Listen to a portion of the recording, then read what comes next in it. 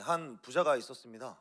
이 부자는 재산이 너무 많아서 마을 사람들에게 많이 구워주기도 했고, 특별히 이 자기의 재산을 관리해줄 전문 재무관리사, 그러니까 회계사, 그리고 오늘 본문에 말하면 청지기를 둘 정도로 돈이 많았습니다.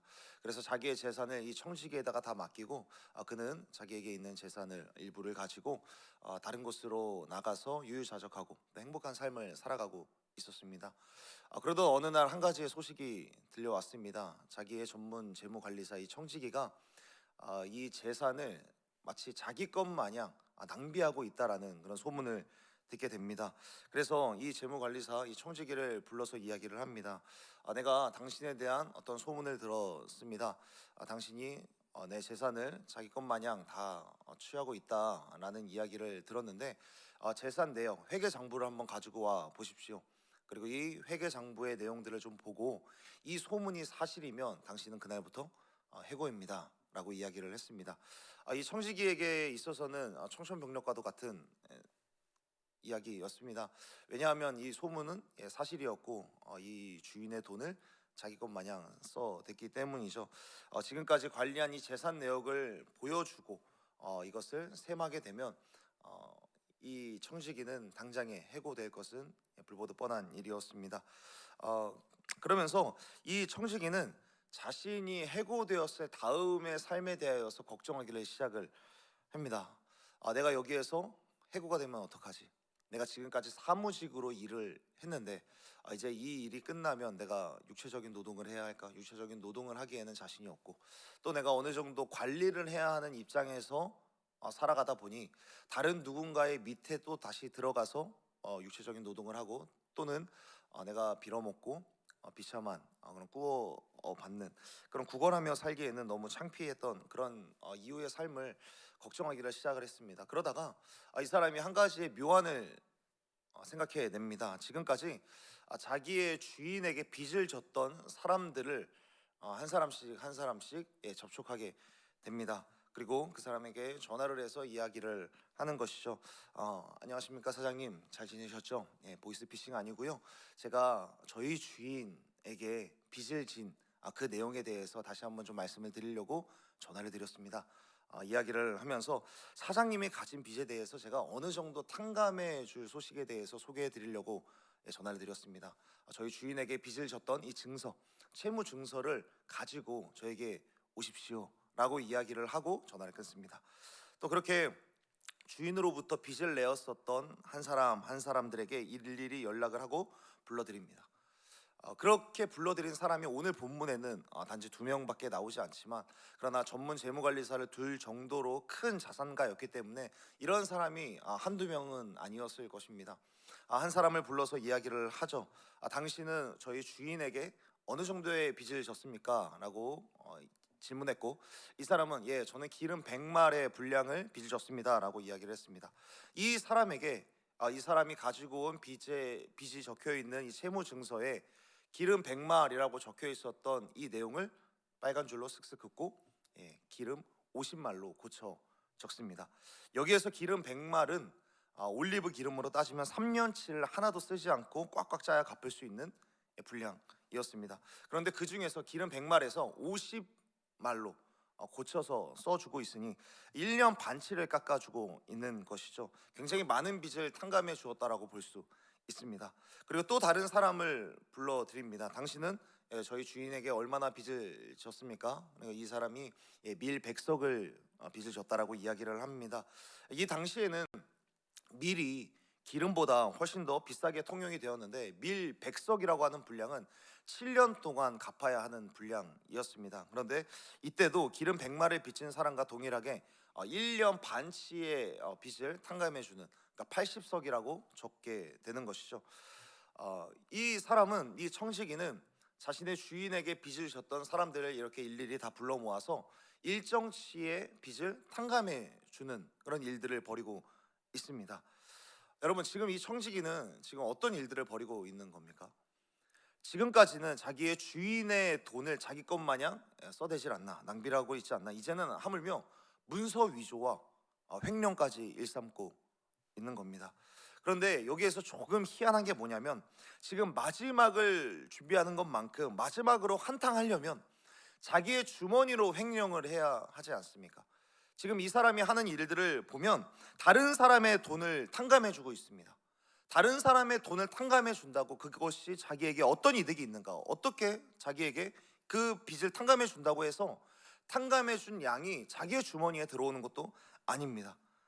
그저 이 청지기는 자기의 주머니를 채우는 것이 아니라 채무자들의 채무를 탕감해 주고 있습니다. 언뜻 보면 다른 누군가를 위하여서 해주는 일처럼 보이게끔 일을 하고 있는 것이죠. 여러분, 이 청지기는 왜 이런 일들을 벌이고 있는 걸까요? 이 청지기는 생각을 하는 겁니다. 이렇게 하면 자기가 이곳에서 해고되더라도 지금 나로 인하여서 빚을 탕감받은 저들은 나를 언제든지 영접해 주지 않을까. 4절 말씀에서도 말씀하고 있죠. 나는 해고되어도 저들은 반드시 나를 영접하리라 생각을 하고 있는 겁니다. 나로 인하여서 이 빚을 탕감받았고 나로 인하여서 이런 은혜를 입었으니까 내가 찾아가면 저들은 분명히 나에게 이런 말을 할 것이다. 당신은 재무관리사로서 해고가 되었지만 당신이 그 빚을 탕감해 준 덕분에 나는 도움을 얻었고 나의 살 길에 조금이나마 여유를 얻었습니다. 어려우면 저를 언제든지 찾아오십시오 라고 이야기할 것을, 그렇게 영접해 줄 것을 그는 생각을 하면서 이런 일들을 꾸미고 있는 겁니다. 그래서 이 청지기는 자기에게 주인에게 빚을 졌던 사람들에게도 그들끼리도 불평할 수 없도록 같은 양의 1년 반치 정도의 양을 탕감해 주고 있는 것이죠. 여러분, 청지기가 이런 일들을 벌이는 데에는 다른 이유는 없습니다. 주인을 위해서도 아니고요, 채무를 탕감받는 그 사람들에게 은혜를 베풀기 위함도 사실은 아니죠. 철저히 자기 중심적으로 자기에게 닥칠 앞날만을 위하여서 이 일을 지금 계획하고 실행하고 있는 겁니다. 여러분, 이 청지기는 오늘까지가 청지기입니다. 어제까지의 청지기는 될 수 없는 겁니다. 엄청난 재산을 자기 것 마냥 낭비하는 일도 이제는 할 수 없습니다. 내일이면 해고, 끝. 모든 처지가 끝이 납니다. 그런데 마지막으로 이 주인의 재산으로 나를 기뻐할 수 있는 그런 친구를 사귀고 있는 것이죠. 그로 인하여서 이 불의한 청지기는 걱정했던 대로 육체적인 일들을 하지 않아도, 빌어먹지 않아도 충분히 먹고 살 만한 해고 이후에 다음의 인생을 준비하고 있는 것입니다. 자신의 청지기가 문서 위조와 횡령까지 이런 뒷작업을 하고 있다는 사실이 또다시 주인의 귀에 들어오게 됩니다. 이 주인은 어떻게 해야 정상적인 걸까요?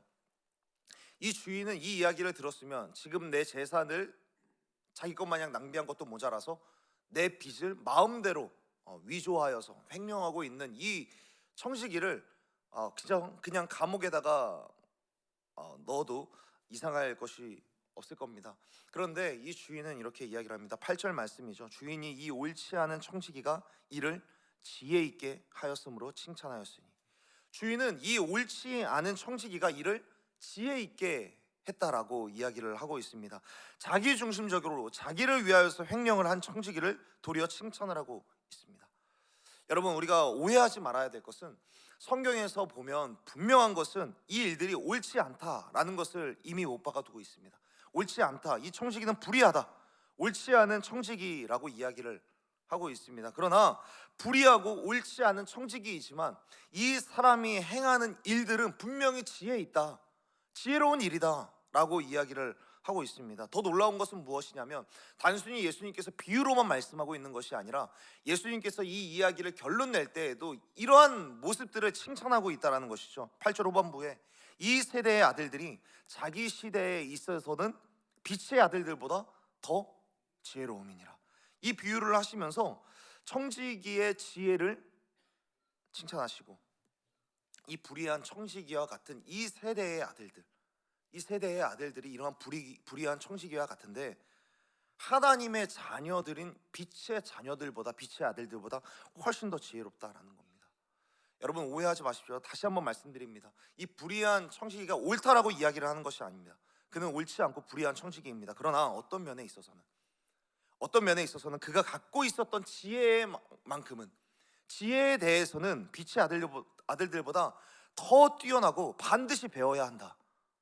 그가 한 행동에 대하여서 동의하고 이렇게 살아가는 것은 아니지만 반드시 그의 지혜에 대하여서는, 그리고 그가 이런 일들을 해야만 했었던, 그가 갖고 있었던 가치관만큼은, 그가 세계를 바라보고 있었던 세계관만큼은 반드시 감탄하면서 너희들도 한 번쯤은 생각해 봐야 한다라는 것입니다.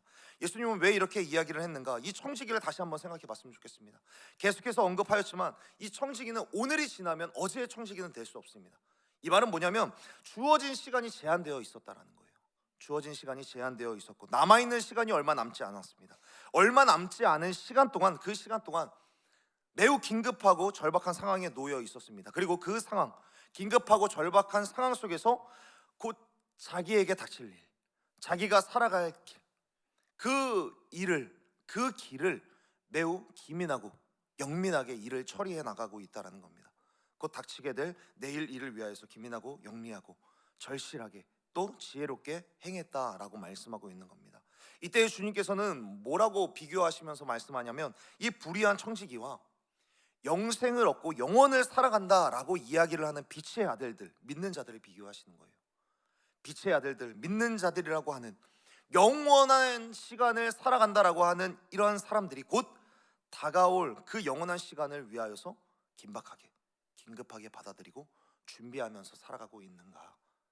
너희들은 그렇지 않다, 지적하고 경고하고 있는 것이죠. 그러나 청지기는 달랐습니다. 쫓겨난 다음을 준비하고 있습니다. 여기에서 예수님께서 비유하시는 해고라는 것은 어떤 시간을 의미할까요? 해고라는 것은 바로 이 땅 가운데서 우리가 겪는 죽음이라는 시간을 비유하는 것입니다. 해고의 비유는 끝을 의미하는데, 그렇다면 우리에게 있어서 끝, 죽음이라고 하는 그 시간, 우리들은 과연 죽음 너머를 생각하는가? 이 청지기, 이 불의한 청지기가 해고 너머, 해고 이후에 나는 어떻게 살아가야 할까라는 그런 고민을 이 땅 가운데서 살아가고 있는 우리 빛의 아들들은 과연 죽음 이후의 삶을 얼마나 생각을 하고 있고, 얼마나 그 시간들을 준비하고 있고, 얼마나 기민하고, 얼마나 영리하게, 얼마나 지혜롭게 그 시간들을 준비를 하고 있는가? 이 땅에서 끝이 나도 다음을 예비할 줄 알아야 한다. 이것이 오늘 본문이 말하는 지혜라는 것이죠. 불의한 청지기 속에는 이러한 지혜, 다음을 예비할 줄 아는 그런 지혜가 있었다라는 것이죠. 그렇다면 영혼을 잇대어서 살아간다라고 하는 우리 빛의 아들들에게는 이런 모습들이 있는가? 이런 지혜를 우리들은 갖고 있어야 하고, 이러한 지혜를 갖고 있다면 영원이라고 하는 그 시간, 영혼을 준비하고 영혼을 준비하기 위해서 얼마나 절실하게, 얼마나 지혜롭게 준비하고 대처하고 있는가? 제자들에게 도리어 물어보고 있는 것이고요, 지금 이 말씀을 통해서 우리들에게도 물어보고 있는 것입니다.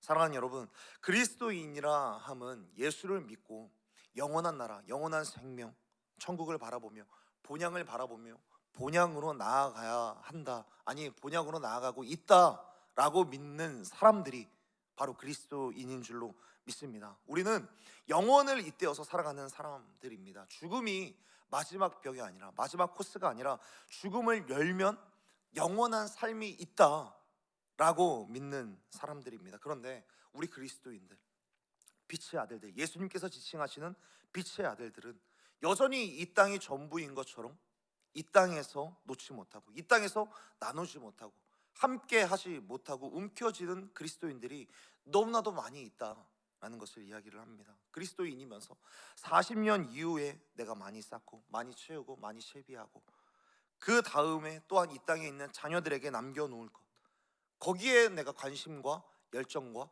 시간과 재물을 투자를 하고 있는 것에 대하여서 예수님께서는 지적을 하고 있는 것이죠.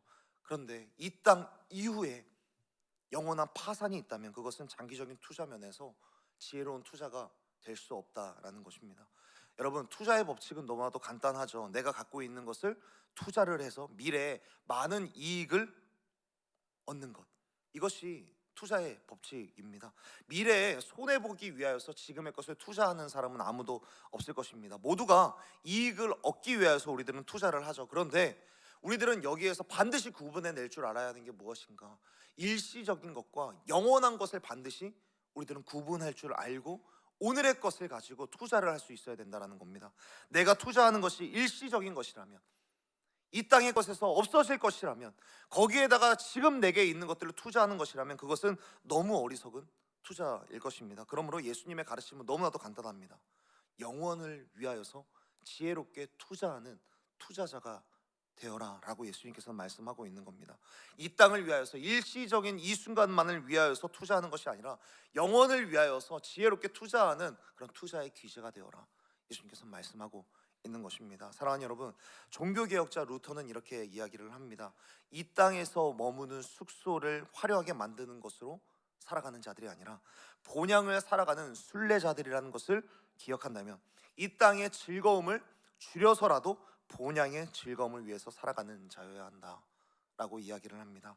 사랑하는 여러분, 예수님의 가르침은 명확합니다. 오늘 하루를 살아가는 동안 우리에게 주어진 재물이 있을 것이고 우리에게 주어진 건강이 있을 것이고 이 땅 가운데서 내가 가질 수 있는 즐거운 것들이 참 많이 있을 것입니다. 그런데 그런 것들로, 내게 주어진 것들로 영원한 시간들을 준비하며 살아갈 수 있는 저와 여러분이 되기를 예수님의 이름으로 축복합니다.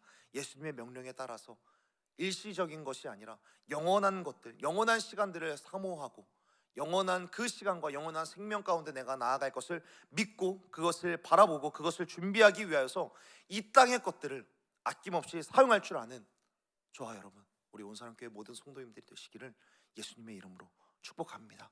함께 기도하겠습니다.